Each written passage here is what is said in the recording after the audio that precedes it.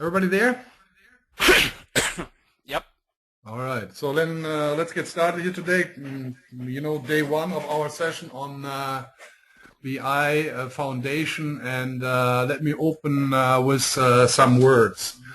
After discussing all this, number one is actually I checked today this other approach that we pursue in Germany with the CSV data warehouse. I checked the July release. It is not in there yet, so I know that Paul, you were got all ecstatic about that option, but it does not seem to be available. And so as it stands, we have this still available to be shipped. And after discussions with Sven, we basically agreed that the installation of the views should only be done by John Bell and myself. And let's say as we are progressing, we are actually we need to basically keep that team that works on those views and the BI Foundation model on the database level a little bit close. We don't want to have too many people in there, so we need to coordinate any changes, and we also need to have people with different skill sets, perhaps contribute in terms of scripting to the solution, so that gets better over time. And parallel to that, since we are managing these views manually,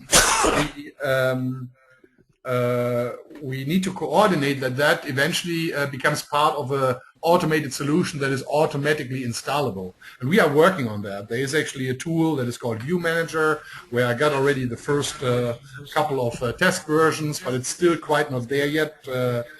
It generates views already automatically in the database, but it is not like 100% working yet.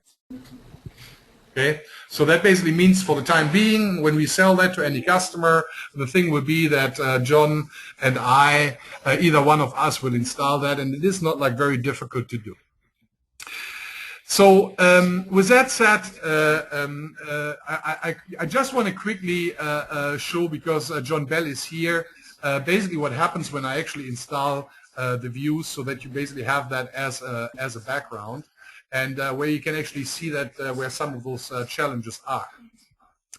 There are a number of scripts that you can just run, and we have these scripts in sequence, but we always have to adhere to certain settings that are related to customers, so that we actually have to adapt some of the scripts. So in case of Run2, for example, when I did this installation, and let me quickly show you that here. They have in the system, they have 7 companies right now, right? So, and that actually means that a number of their tables are actually company dependent. And some of them, I was actually surprised when I found that they are company dependent. So there is actually some, it is getting actually more problematic, and I don't know why we actually did this. But for example, that the account master in CSV, the FB1110 table, is not globally the same for all companies that Run2 Foods runs, which means basically when they set up a new GL account, I would assume they need to populate that on all 7 companies. So I don't know why that is. I can tell you why that is. What? That was done because it's one table that's shared with the customer master and the vendor master as well. It's all subledger accounts are contained in the same table. Yeah, but the address master and cost center master is actually system dependent, and that is actually shared across all companies, but the account master is not. The address master is shared? Yes. Okay, because I know when we first set this up, the reason we made that company dependent was they were going to have different customers and vendors in different companies, and didn't want them clogging up each other's companies. I don't believe that is actually the case, because when I actually looked at that and we can actually see that in the thing. So independent of which anyone, this is actually like the data tables that they have right now in there. That is actually easier to see. But the views are already in there, and we do not need to. Look at the views and how they're being implemented. I perhaps run at some point in time with John Bell a separate session on the installation and the changes that I'm going to do, and so on and so forth. But let's see here, like the SY table. When I look at that, What everyone should do and should be able to is actually bolt this spreadsheet actually on a database. I mean, that actually has actually been in here, and see, for example, Address Master. There's only one right now in the Run2Foods database with about 3,000 rows, right? Versus like when we go to the 1110 table. It's not an SY, it's an FB. What? It's not an SY table. It's not an SY, it's an FB, right? Then you see like that one here, for example, has an 1 through 6, right? It doesn't even have 7 tables. So, I mean, this is like, I mean, for me, like a little odd that has been set up that way. I noticed that when I actually prep the data, when I do the installation, I don't give a crap, right? I mean, I just go ahead and actually put the views in whatever the data structure says, and that's what it is. But this makes, for example, reporting kind of difficult, right? Mm-hmm. And you see there is already mismatches between the rows that they actually have in there. And I think to some degree they probably were copied, and I don't know, they probably keep some data redundant there. So that may be something outside of what has to do with the actual BI reporting that should be addressed. That is really like properly set up and like easy to work with. I mean, on both sides, on the CSV system side as well as on the database side. Right? So yeah, in fact, James brought that up this week, the idea of putting it to being company independent. The reason I suggested otherwise is I thought the Address Master was company dependent. But. Yeah, I mean, I don't know. I mean, it's not it's one example. There have been a number of examples where I was surprised where certain master data tables were company dependent. And that may be also like in the heat of the battle that happened, but generally, as far as what I noticed was in general that system and sales and account and inventory was set up properly. Purchasing, for example, I think was also like a little odd when I looked at the purchasing tables. I think there were also a number of them that were well, that is actually company dependent as well. Which is fine, but yeah, vendor conditions is fine. No, that wasn't like too bad. No, what was it? It was like something else. It doesn't matter. So in general, we just put those things in. So when you basically get there, and here in case of Run2Foods, I actually put that in, and. John, when you have like other things we need to basically, when you start working on the database, changing those views, for one reason or another, we need to sync up on that. Yeah, no problem. Right? So when you add fields, because I need to put that into my master setback so that these are in there. If you create new views, I don't mind, you know, that you can do that. I do the latest ones a little differently. We can talk about that, but we need to assume that we have basically like, let's say, BI administrators, and we have, let's say, BI, let's say, users and trainers, and what we're going to do here now in these two sessions is basically saying, let's say we are just users to do that. This spreadsheet has everyone seen before, right? That is not something new, and that was sent out before, and I recently sent that out, for example, also to Supermoms. When we have customers on database, we need our customers be able to, manage to, or our consultants be able to manage to bolt this on, refresh the data, and send that back to me or John, so that we can see what is inside that database. Generally, I thought the Run tool is actually in great shape as far as the database is concerned, but it gives us certain indications. I mean, at least me, I can see what the overall database footprint is right now in the database, which is here like, 70 gigs, which is next to nothing. We can sometimes see issues that are, where the periodic tables, where the large data volumes come from. So this is also nothing out of the ordinary that I would say we have. So I revised the spreadsheet. This one is actually especially for reports because these results. There's like, for example, one slide issue that I saw.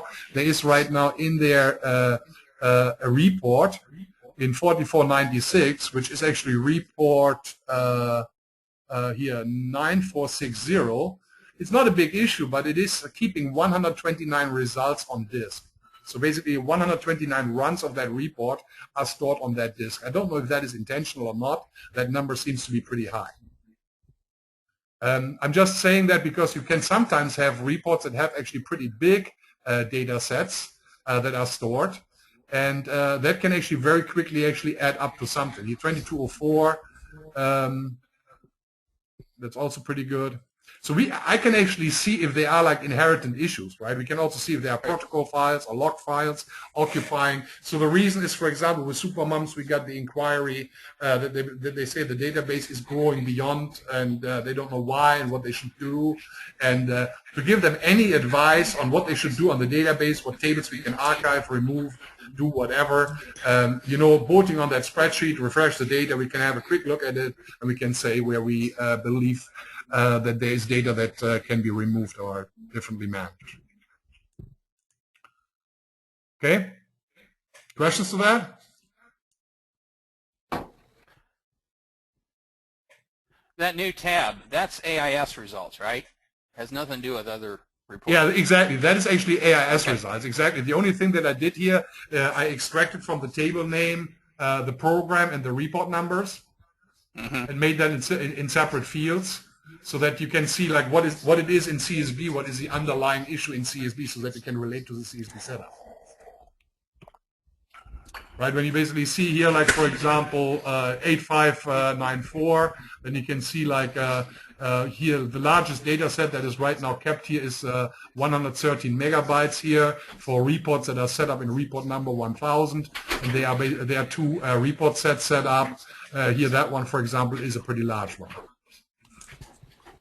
And the reason why I did this separately is because I had two instances now that I saw that this result sets stored in the CSV system created more than 30% of the overall data volume.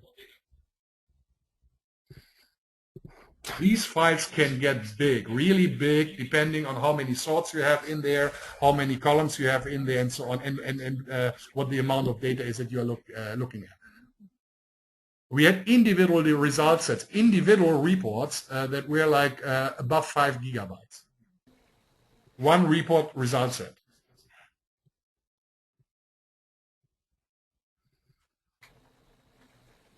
That's why I basically made that separately so that we can see that, because otherwise you would just see here, because you know how that started with me was, of course, here in the first tab, I basically saw here SY 8380, and that was like, what is it? No, not 8380. What is it? Not 8380.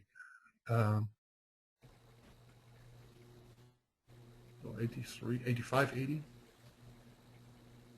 No, 8380. Yeah, no. No, oh yeah, there you go. You see, for example, here, I mean, it's still pretty big compared to the overall data volume. In Run-Tools case, they have about 3.2 gigs in these on-screen results. And 3.2 gigs of the total volume they have of 60 is about 5%. That is a lot,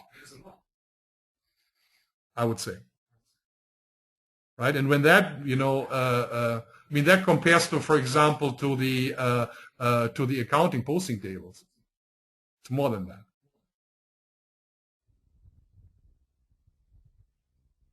Yeah. So then my question there, Patrick, is that something that we should take action on, or we should inform them to take action on? How do we want to deal with that? No, I mean, like I said, in this case, in Run-Tools case, I would say there is no action required. There is nothing like that. I would say, I mean, these are minor issues. I don't think there is any action recommended. But for example, with Lilydale, it helped me actually a lot to look at what their issues are. There were like actually a few that we released 80 gigs worth of data by managing, for example, the screen results differently. Or now we basically see that we have in Lilydale's case what the amount of transaction volume is in the LS tables, in the LA52 tables, so that we can say, listen, we need to drop those files. We need to do something about that. Because that is basically ever increasing. It helps us, I mean, when somebody knows what CSV is, and if you guys understand the data behind there, you can give the customer advice when it comes to the point that the server runs out of space and these kind of things, right? before on Pervasive, you did this all on via command prompts and via delete commands and stuff like that. On the databases, you cannot do that anymore, and you cannot see in the database very easily how big those tables are. So the spreadsheet makes that task a little easier. So the task, what that spreadsheet does is basically similar like the directory that we were able on the Pervasive to look what the big files are. It provides that information and makes it even a little nicer so that we see it by area and that we then can see like what the data volumes in total are, that we can see which tables these are, what is inside those tables. It does it a little more elegantly, right? But if you, for example, then see something here, for example, I don't know, logbook, and you think, you can act on that. Or what also is a typical candidate sometimes, and I haven't checked that, is the SimLog. Here, for example, that is, for example, something that you can act on, right? So here you can see that they have right now about 3 gigs, another 5% of their database occupied with a SimLog, which makes the system also slower. So here, for example, what can you do in CSV? Now, it's a standard CSV question. What do you do with a SimLog? Mark, tell me. I mean, I have no idea. Oh, you don't know what that SimLog is? Does anybody? Thomas? No. Paul? Nobody? I have no idea. Yeah, the SimLog is actually a log file in CSV. It actually says Sim, but it is normally activated to log certain diagnostic data related to scale and scanner connections. And there is in CSV, there is actually a parameter that is is actually 8888, where you can actually turn this sucker globally off.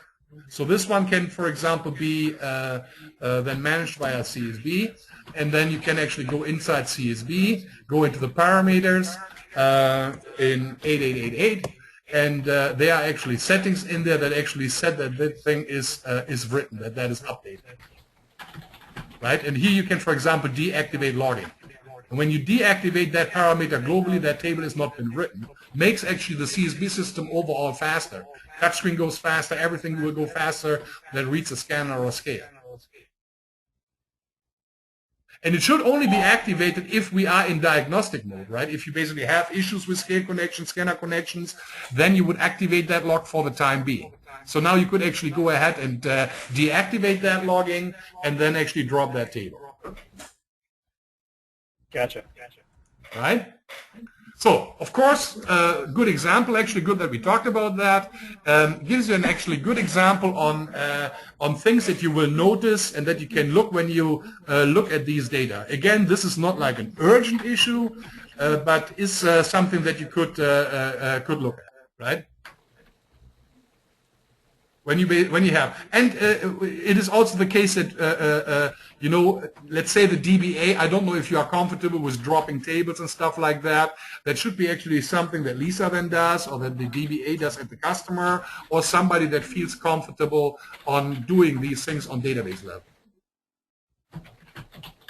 Right? I mean, John Bell would probably not have an issue with that at all, right, John?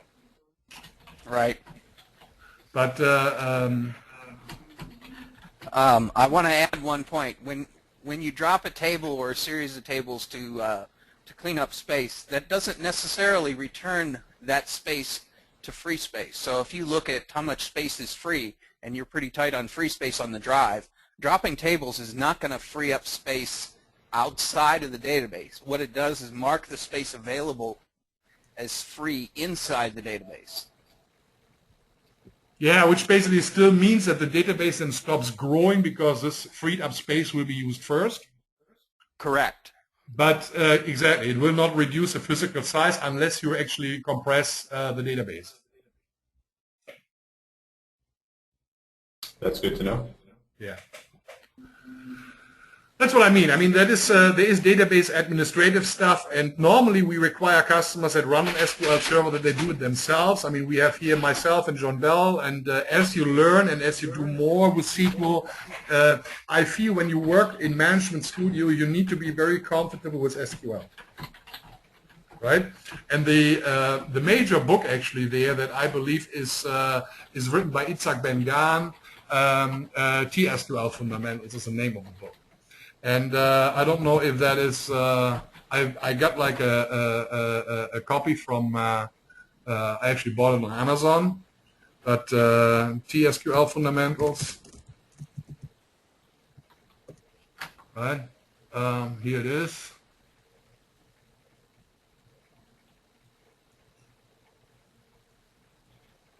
Oh, there's amazing books. It's not Amazon, but let's go to Barnes and Nobles perhaps. But that is actually the book that you really would like to read when you, I mean, that you need to work through if you want to work on the console level of SQL Server as far as querying is concerned. I mean, that only deals with data manipulation language, so only with select, with insert, update, delete, alter, and those things. It does not, is really not like trigger programming or DBA stuff. It's really like just focusing on how queries work in the database. But it's very thorough. It is very well written. The guy here, Itzhak Ben-Gan, is one of the external consultants that works with the SQL Server team in Redmond in the development department. So he's very well informed. He runs his own company, and it is, you know, it's really the only relevant book, in my opinion, that is really a must-read on the SQL side. Okay. So, like I said, this is not stuff that you guys should do and want to do. And now let's move ahead to the stuff that you actually should do. And we do a couple of basic things. And I thought, you know, basically played around with that earlier a little bit. We will do this in two steps. We will do today, let's say, the most primitive version. And when it comes to SQL or like reporting implementation, it depends, of course, what the customer wants, and we work with different tools, and we may need to do a third session. But you choose the tools based on what the customer can do, based on what you can do, and then you basically start building reports on that. And today we do the most simplest way of, or the most basic way in terms also of technology, about stuff that should be anywhere available when a customer has SQL Server. All you need for what we do now here is Excel, no plugins, no nothing. I mean, even like an older version of Excel would work. I will use 2013, and that's it. No plugin, no Power Pivot, no nothing, and work straight out of that. And what I do here is go in here with CSB, and actually we will work just like mess with Runtool a little bit, right?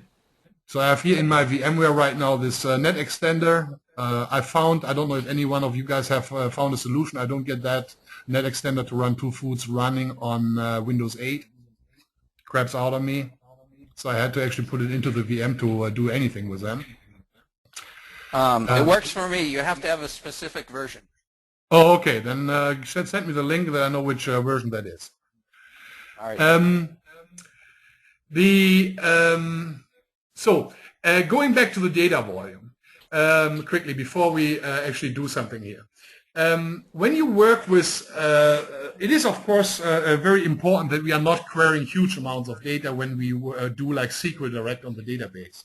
And in general, it is of course when we do Excel and do SQL, we do straight SQL, and that is nothing different than CSB does. But for example, if you hit tables that are huge, that have like millions and millions of rows, then for example, you will the database will get slow. Right?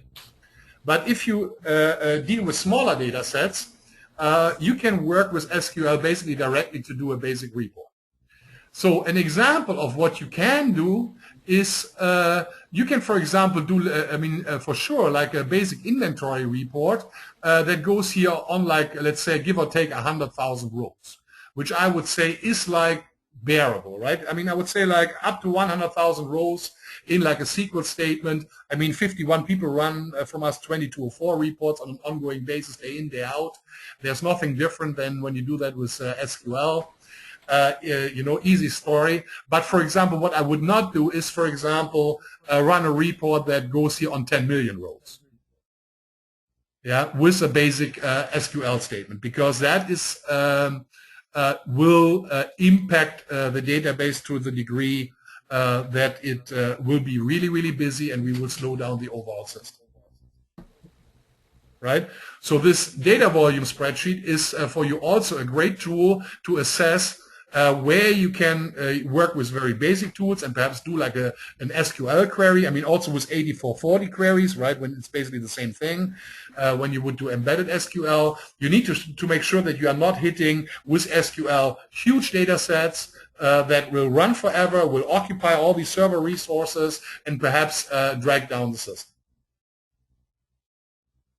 right? Another good example of what you probably most of the times can do, you can always work with a tool that I actually, what I'm about to show you is here, for example, on order data. So here in this instance, for example, we talk between the header and line items. So even in a join, you talk about 2,000 rows they have right now in the order data in CSV. That is like next to nothing for SQL. There's no reason why you couldn't build a basic, report that shows what they have right now on orders with like a plain query that you can do, right? Versus, for example, then here, well, even here that is not even much. I'm surprised that that is below 100 or like slightly above 100,000 above 100,000, right? Big no-goes for SQL Direct are, of course, like SSCC data normally, right? Because the data are huge, and I'm actually surprised that they don't have by now some issues marked with the IQ query that they use. That should actually get already like slow. Yeah, I think they stopped using it. Every time, like that was made for like 12 people to use, and every time that we inquire, they're like, "Oh yeah, I think someone else uses that." So I don't know. I know but that they when do we have. I mean that I hear sometimes that they are still using it, and but whatever. This is of course because this one is between the inventory, between the sales, and I think between the SSCC data for the details. That is, for example, then something that is, at 3 million rows, it gets slower, right? And I think there are then different ways of how we should deal with that in general. These are general guidelines. I mean, they are, you can when there are indexes on there are other things, but to take into account. But as a general guideline, I would say up to around 100,000 rows. Data sets, I feel fairly fine with doing SQL Direct. If you go significantly above that number, definitely not. I mean, above 1 million, definitely no. Okay? So let's build something here.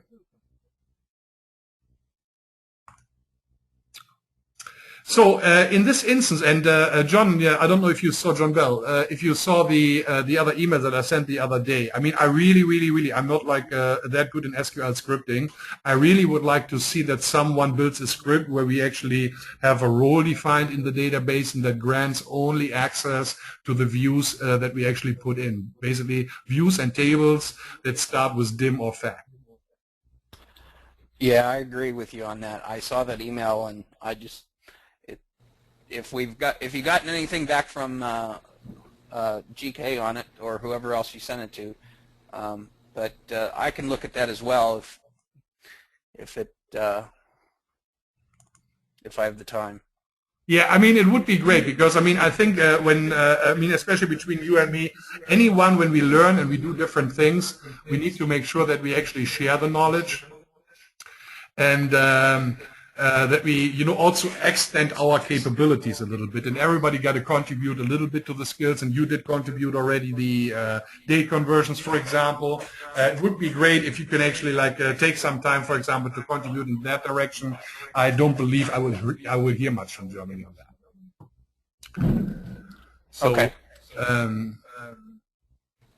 And I will basically, I'll also contribute, right? So, I start here Excel, and this is Excel 2013. What I'm showing you is not much different. It looks cosmetically a little different, but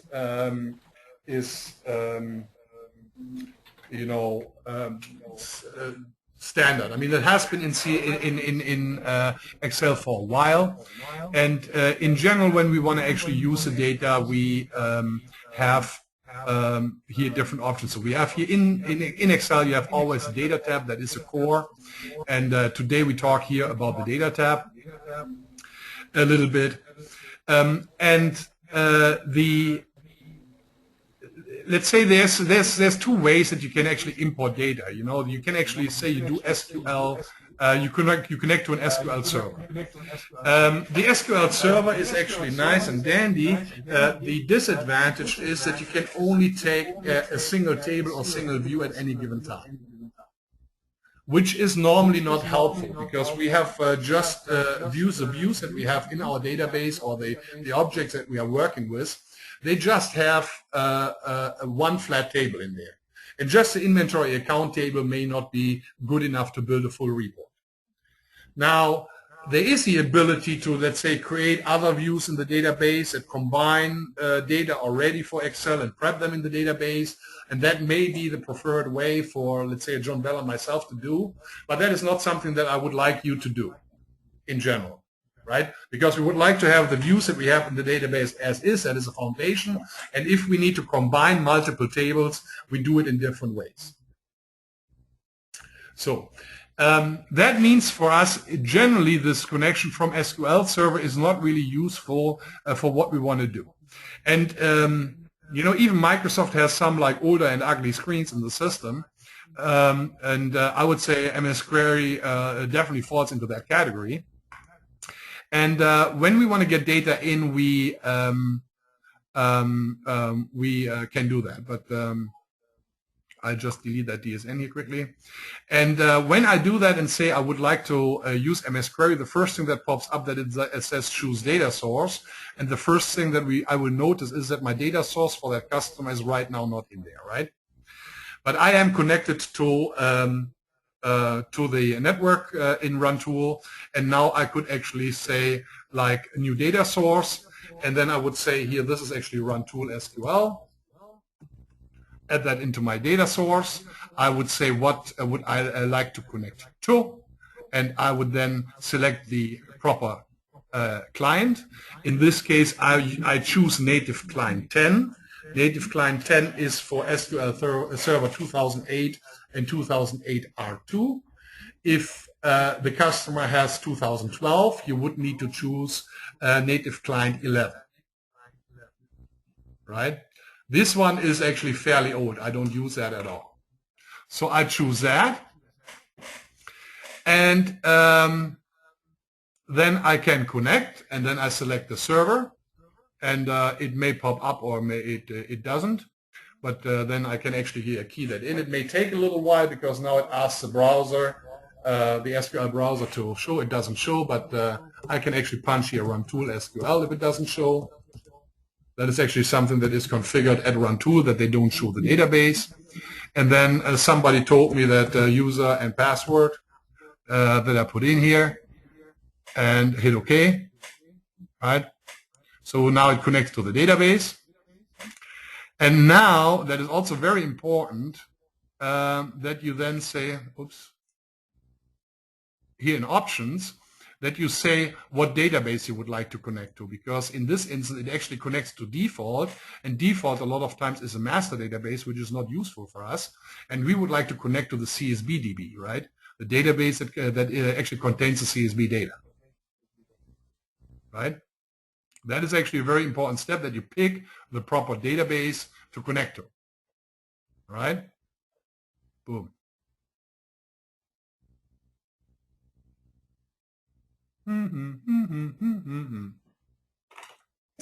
You do this only like one time. You can actually also select the default table, but you don't have to. Then you hit OK. And now it has actually here permanently in your Excel the Run Tool SQL connection configured. You do that one time only. This is actually stored outside of the Excel spreadsheet, and you can basically reuse when you open new spreadsheets and so on and so forth. That connection will remain in the system. Okay?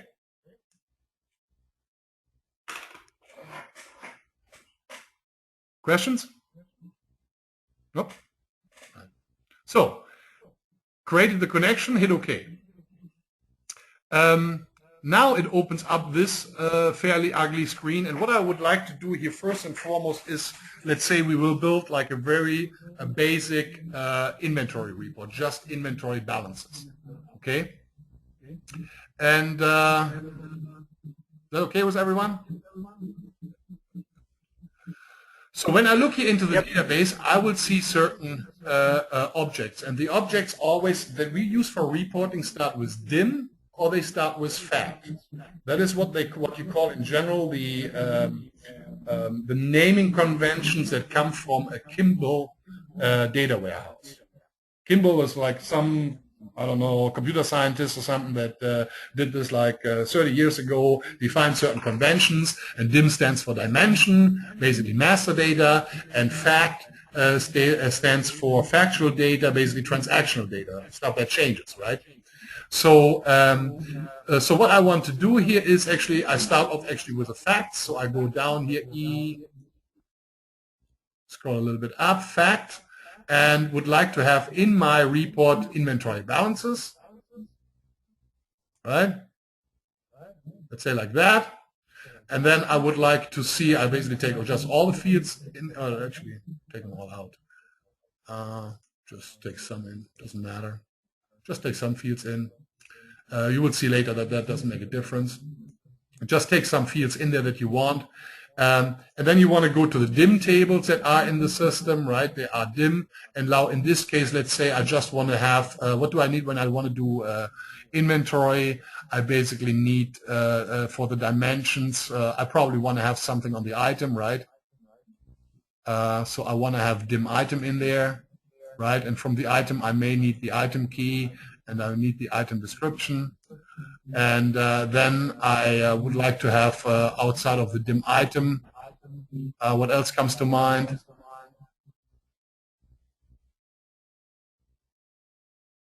Cost centers? Hey, good call, good call, good call. Somebody's awake here. Cost centers, right? So cost centers, right? So cost center description, I want to have in there. So I'm good, right? So I have a couple fields in there. Now I hit next. Now the system says to me, the query wizard cannot continue because it cannot join the table in the query. You must join the table manually in Microsoft Query by dragging the fields to join between the tables. Yeah? Which is okay. I expected that to happen.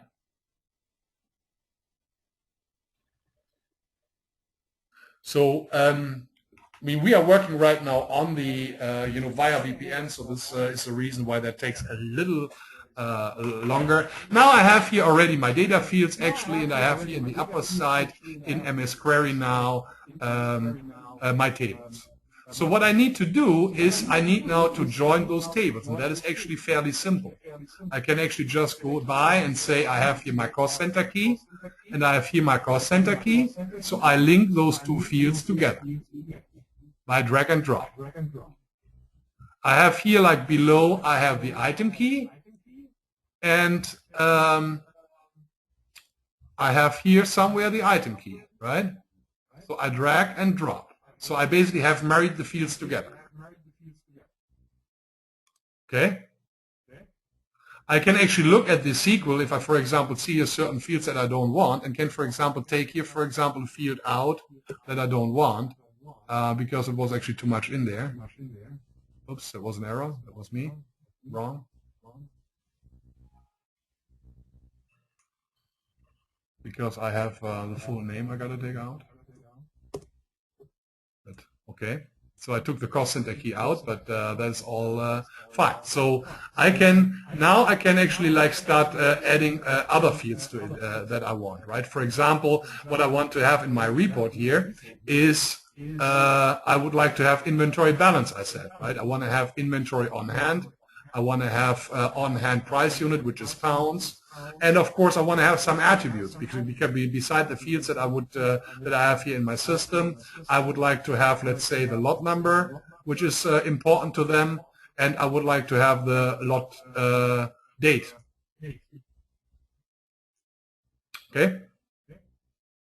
Fairly simple. I can just drag them up. The fields in this preview show empty.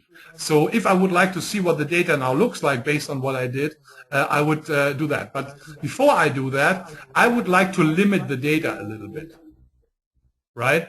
And a way to actually limit the data, you can, for example, say that you here say I have a field, and in this instance, I would like to limit, for example, and don't query data.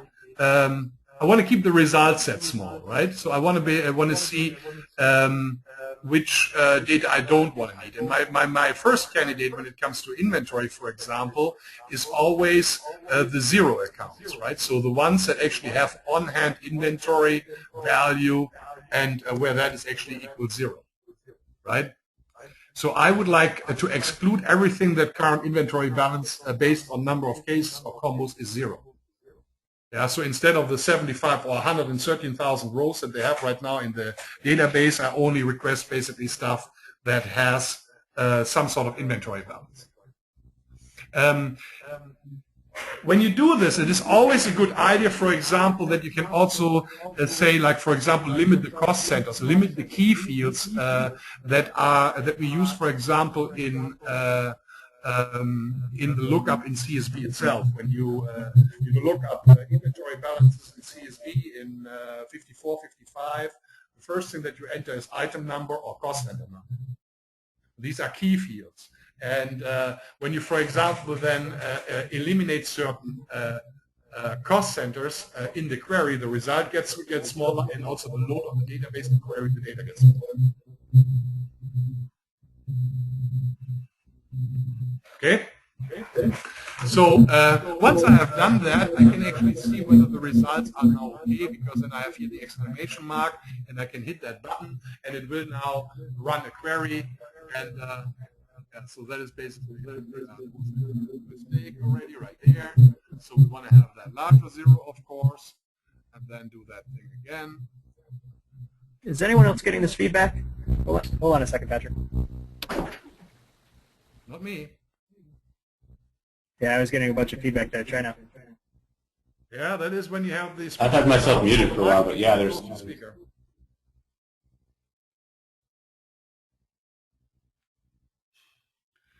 Yeah, so there was a bug in front of the screen. Of course, I would need to basically say I want to have on-hand inventory units larger zero, right? So I get now the results, and that actually looks okay for me. There's nothing more that I would like to have. So I got now this query in there. Now I can say file, you know. I can save, of course, and then I can say return data to Microsoft Excel. Boom, boom, boom. And I actually want to have that in A4, A1, right? Boom. Want to have that actually always on the first field. So now while that is running, it actually sees that and pulls in the data here into my spreadsheet, and it should not be too bad. So about 10 seconds, I got now my results here in CSV. I mean, it wasn't even 10 seconds, and that was via VPN connection. So when you actually do that trick at a customer, it should go way faster than that, right? So now this is already nice and dandy, and I can do reports and stuff like that, and I can start building pivot tables. But you can also now, let's say, refine the user experience a little bit. So you can actually work now with these data that you have in there and do something else if you want to do any calculations.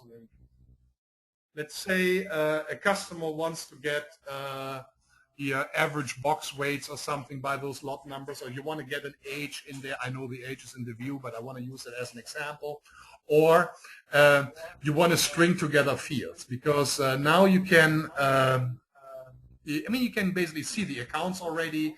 You have, once you have imported them, you could actually say already, give me just a list of a holding cooler or just of cost center such and such, but open it up and say like, just list me there, but you are not calculating anything and you don't do any totals.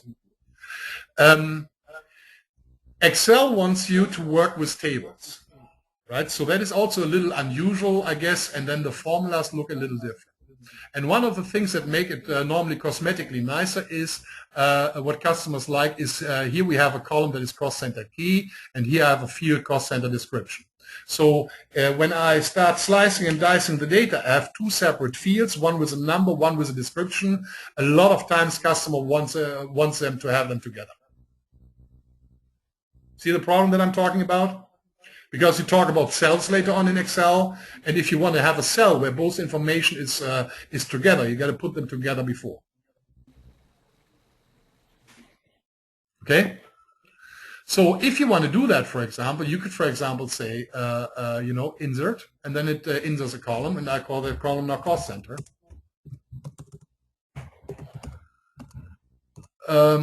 Just for the sake of it.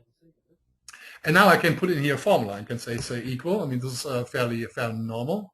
And now you want to string that together. So this one, cost center key, is a numeric field. I got to convert that. So I basically say convert to text, this field. The command actually asks for a formatting text. So you got to basically say that you want to have it formatted a certain way. And then I would like to have a space after that. Concatenation in Excel is with AND, right? So then I want to have a space after that.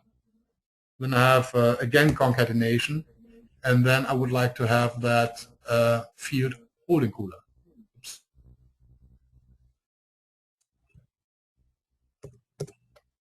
And then that is this column.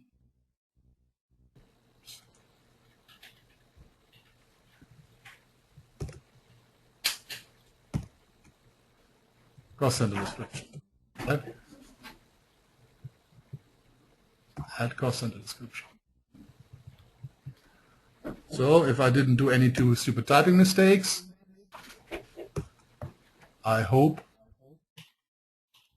that should work. Boom. Right? So I've created now here, for example, a field that has now cost center in there. Now I could, for example, say I hide these ones. Don't want to see those anymore. I don't want to see that because I want to work forward only with that column and have them basically combined via a formula. Right? Other example is that you now in the raw data could do something. Let's say you want to calculate like an age. How do you calculate an age?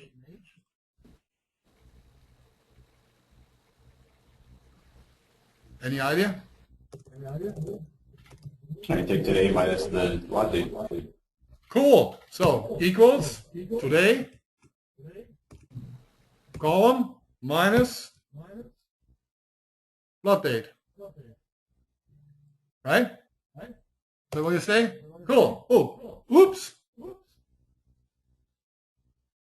Convert it to a number. How do you do that? It's actually pretty simple because it is already a number. You don't need to convert. Reformat the cell. Exactly. So now you go in here, say general. You basically say that you want to have that as a number. And then you take the decimals out. Boom, you have age. I mean, you can now do all kinds of fun things with it, right? I mean, depending on what your Excel skills are, you can now do if then else, make age buckets and stuff like that. Whatever you want to do with the raw data to enhance them, formulas that you want to calculate with more numbers of the ones that you extracted, you can like knock yourself out, right? So I'm not here like to teach you Excel. I'm basically just teaching you like only to a degree, but that you basically know how you get the data. Okay? Any questions so far?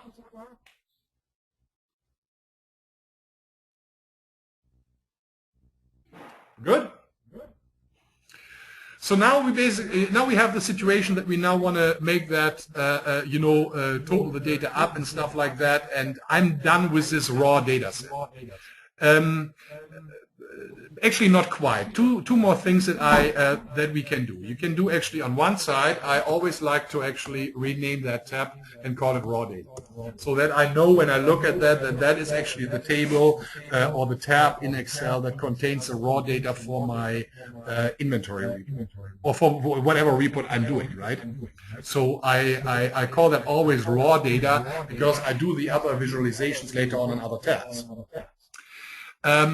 The other thing that is optional when you go into these connections, now it has a connection in here.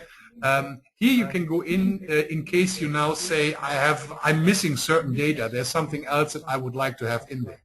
So you can go in and then actually change the query. Right? You can go actually here into the properties now and say. Let's say I have forgotten the product category that I want to have in this report because I want to slice and dice my product category. I can go in here and say edit query, and then it connects to the database again. Shows me, the same thing here in like I did before.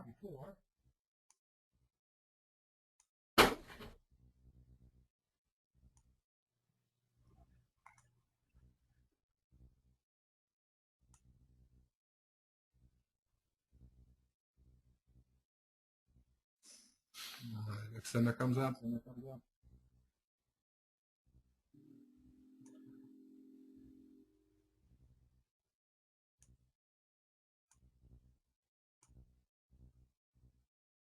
View data in MS Query, right? You basically, I don't know why they basically did it. It's stupid. It's old.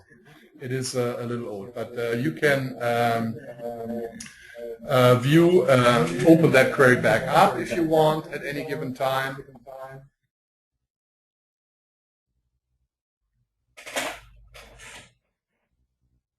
And edit that query, right?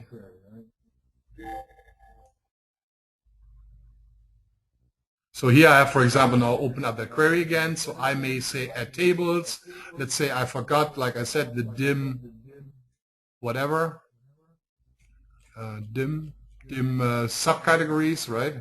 So we want to add the subcategory we said. So dim item subcategory it is. There it is. Add. So put that field in. So basically I have the table in there. The item subcategory key is, so I basically say close. I could actually add multiple tables. Item subcategory key is somewhere down here.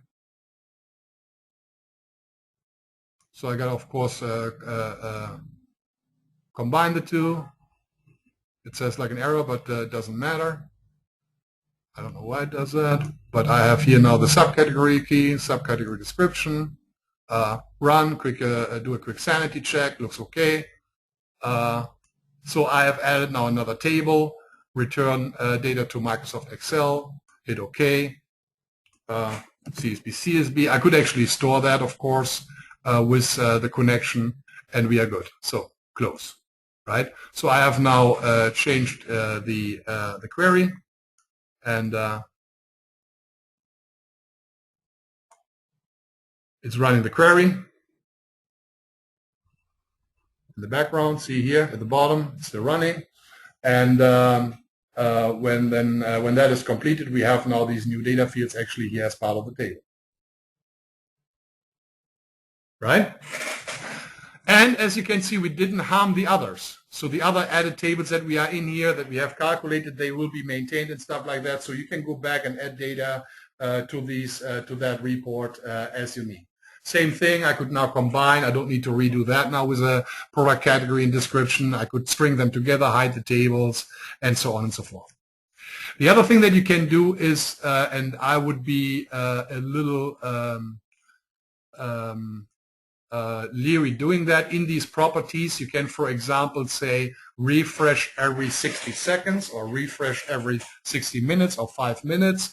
That would basically mean that the system pulls the database every so often, and the data would be live refreshed. But what you a lot of times want to do is actually say refresh data when opening the file.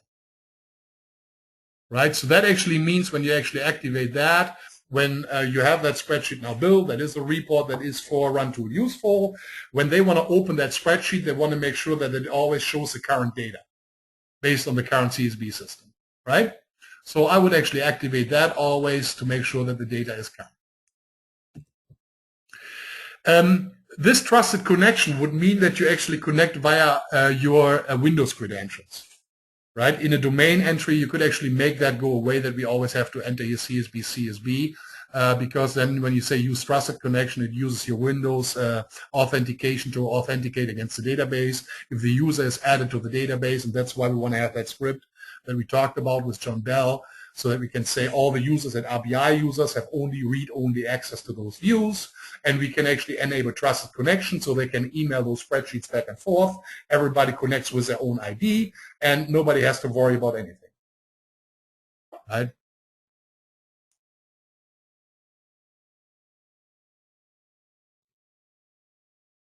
So,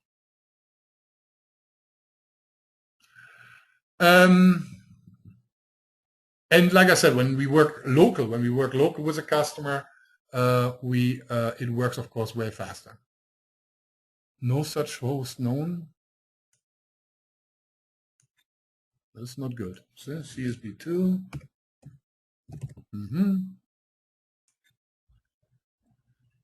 Authentication failed. Somebody kick me out? No, you typed in the wrong password. What? Ah, CSV2? yeah, CSV2. Yeah, exactly. That was CSV, right?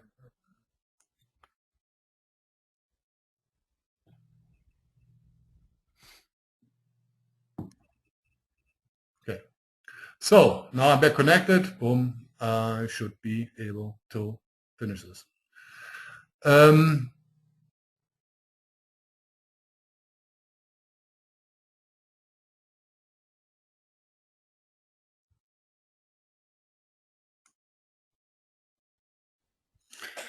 So that's basically the end of that. I mean, this is basically all you need to do in this step. So you know how to get back and forth between the query window. You know how you can add when you have to change something.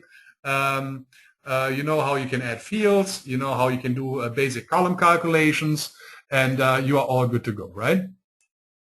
So now you want to work with the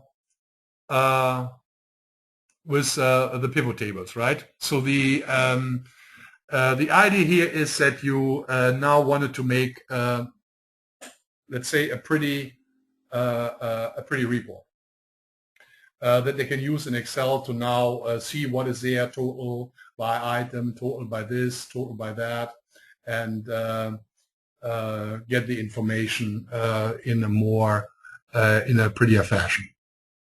So what you normally then do is actually say you create a new sheet. And then in that sheet, you say, I would like to have, let's say this is my inventory information tab.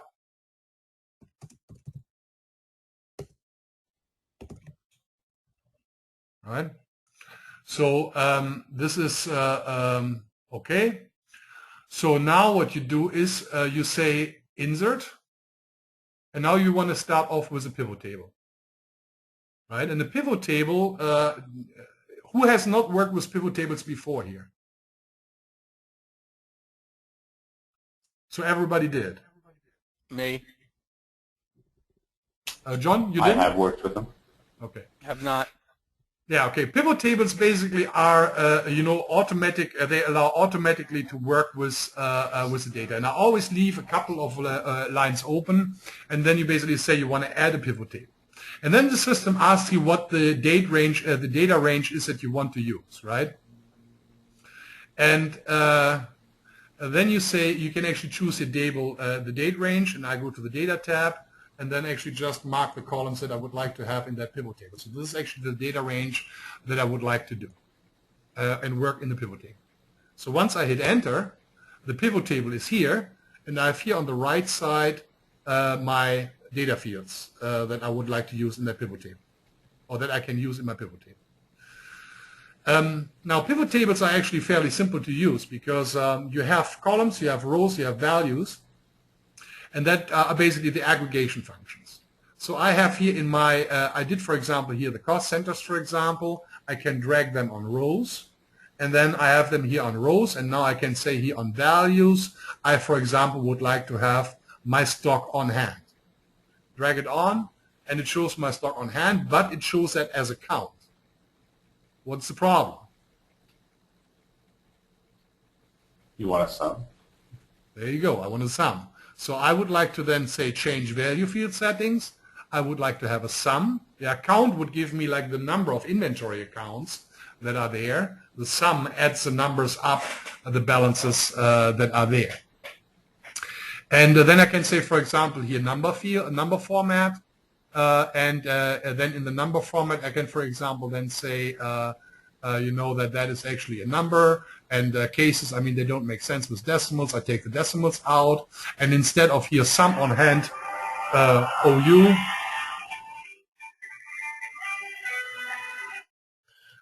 instead of sum on hand OU, I would like to say this. I would like to call this column now cases combos or something. Right? So I can change that. Boom! I have cases combos. Right?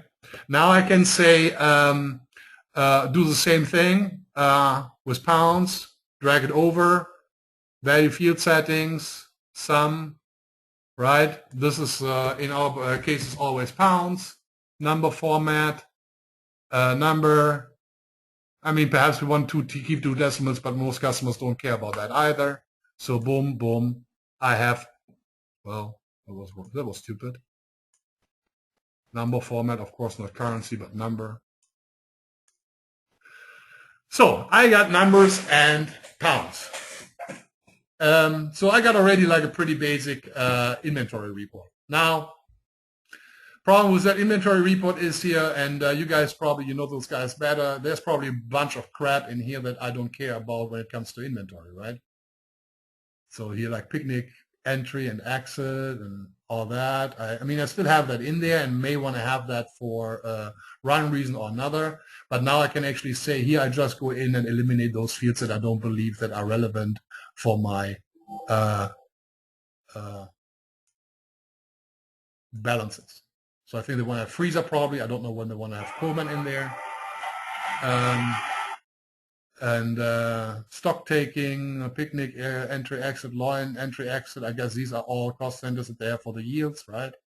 So bellies, spares, entry, exit, joules, entries, exit, the yield corrections. I mean, it's all kinds of stuff. It would have probably been easier to actually turn them all off. And then say, what do we want in here normally? Guys, help me. Warehouse. Blast freezer, warehouse, trailers. Yeah, you want the 26s and 27s. Those are rental. So like 26s and 27s, that's basically what they want to look at in inventory? Yep. Okay. That's it. And then they have, for dry goods and stuff, they have others. Let's see this one here, the 2100. Yeah, 2100. Okay. So let's say that is it. Then I hit OK. Now I have here like a basic report. That gives me the overall balances. Now I can, for example, say I want to have drilling below. So I would like to have per cost center below there, perhaps a cost center description. Yeah, boom, I just drag it out. Or I would like to have below there then the item description. Boom, right? So now I can say here collapse all. So here, so I basically can just like drag the fields into the values where I would like to have them. Right? Or I can say I take this product subcategory, drag them over here as a filter. Then it appears here. It doesn't appear in the drill structure, but is a filter, right? So collapse all fields. Here you can actually have navigation buttons where you can collapse. When you say collapse entire fields, it basically collapses them all. And now you when, for example, say what do I have with bellies? Then I see just bellies inventory. Then I want to say just carcass inventory. Oops, nothing in there. Then I would like to see boxes packaging, right? Simple enough, right? So, any questions so far?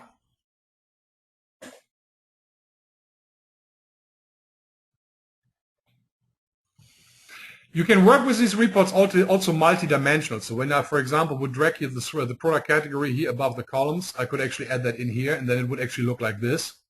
So now I would actually have here what different product categories. I would have now the product categories here across, and then always cases, pounds, and what is in each inventory location. Right? Could drill through that. Yeah. But that is, John, that is pretty self-explanatory how these columns here work, right? Columns, filters, values. That's not rocket science. Got any questions there? Yeah, I just didn't know it was there. I'm thinking perhaps some of their dry goods don't have pounds as a price unit. Yeah, I mean, you may want to basically then rename it, right? I mean, we could actually now go in here and then say value field settings, like if you want to basically rather call it price units or something. Of course, we should do that when we have, but I mean, this is like all stuff that you can do, right? Now, there's another nice thing in there that you can use in these pivot tables, and that came with Excel 2010. Right? That is not available. I mean, what you have seen so far is actually in an older way available in Excel 2007. Slicers have been added in 2010. Now, what you can do with slicers, the nice thing is actually, there are a couple of things nice about that. Let's say, okay, let's insert a slicer, see what happens. I can now insert a slicer and can basically say I would like to have a certain slicer in the system, which is cost center description. So put that in, boom. Now it actually opens up here like buttons. This is, I mean, number one, this is actually like fairly nice to use on touchscreen. So based on what we have currently in the system here, I can make those buttons bigger, especially when people want to use tablets. That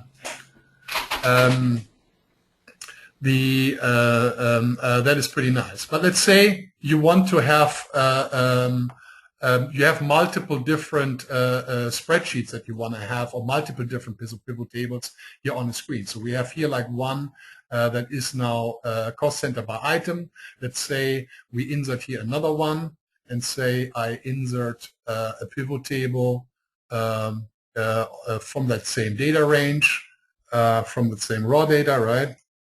So could be also like another data source, could be, for example, also order data or something like that.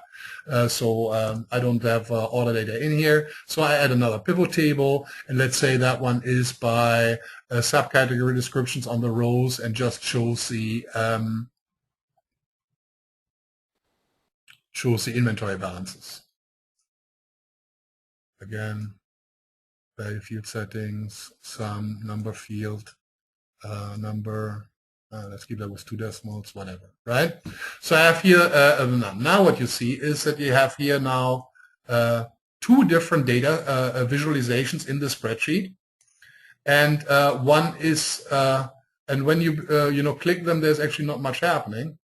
Actually, only one is happening here on the left side with that grid, but nothing on the right side here of the grid.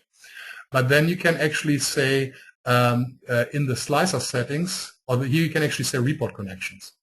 And now you have here these 2 pivot tables, and you can use this navigator for both pivot tables that you have in your system. Right? So I can now say I have here, let's say, a grouping by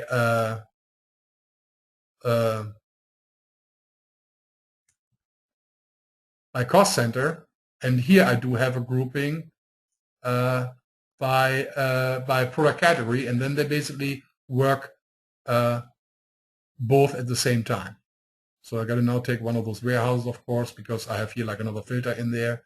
So I can actually work with 2 different grids, with 2 different slicers and 2 different totalizations and 2 different pivot tables at the same time, and have one slicer that helps me navigating them. Yeah, you can have multiple of these slicers in the system.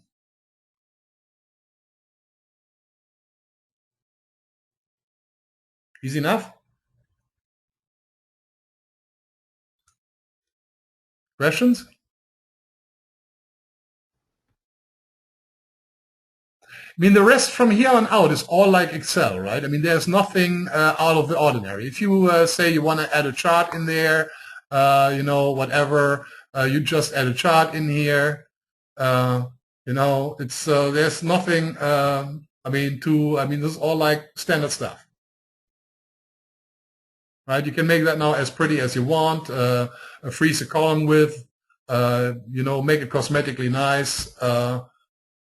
I mean, you name it. This is like the easiest thing. And all the customer, once you have built this to the way that the customer wants, really all they have to do is, once it is built, you basically go here, hit refresh all. I hit here refresh all. 1, 2, 3, 4, 5, 6, 7, 8, 9, 10, 11, 12, 13, 14. Oh, I didn't thought that it would be that long, but it is about, I mean, earlier in the test I had like 10, 15 seconds. If you run on site at now without the VPN, it will run faster. And this query runs now here, see, it runs here in the background. It requests the data, and the data set that we are working on here is right now about 20,000. So as soon as that your running background query is finished, you will see here that a couple of those data hopefully change, because they just, you know, have changed since we actually work with the data.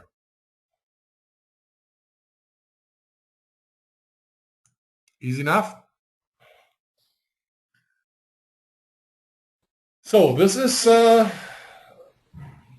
basic Excel.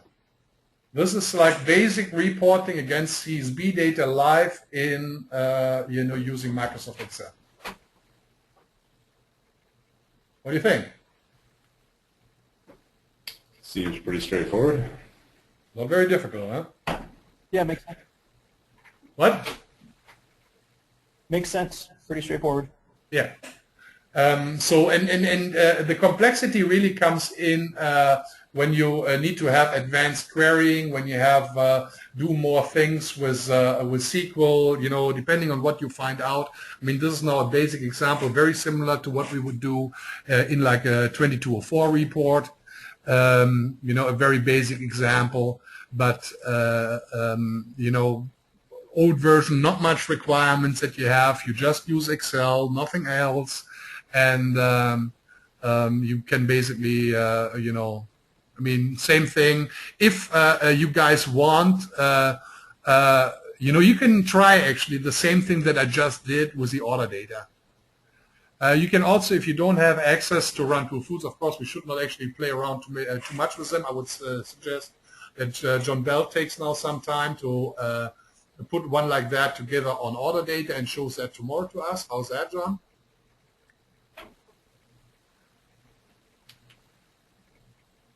John? Sure. All right. Yeah, sorry, I was muted. Yeah, no, it's good. So you build one for us similar like this based on order data.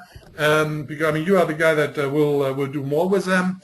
The others, you can actually do this. The BI model is actually installed in current versions of the VMware. So you could actually hit the tables there and play around with it. Data sets are much smaller. Paul, if you want to basically play around and you have VPN access to Linnedale, it is of course on their system. You could do something like that with to practice if you want to use a live data set. But you know, other than that, anyone can use the VMware, which has the views and everything installed and has Excel on there. And I would highly suggest that you really like try to redo what we went through here. You know, this is like, you know, the very basic, very core thing that you need to have down to build some nice Excel reports.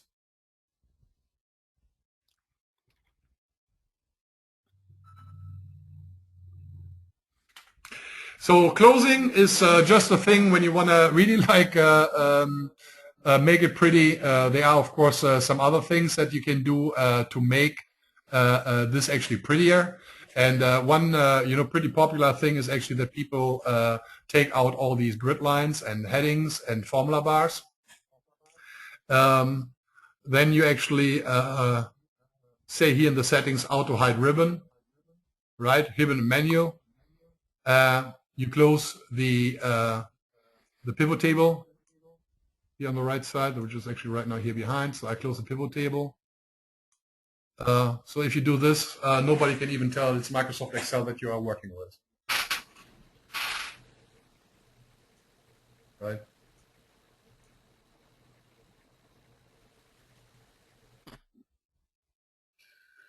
All right.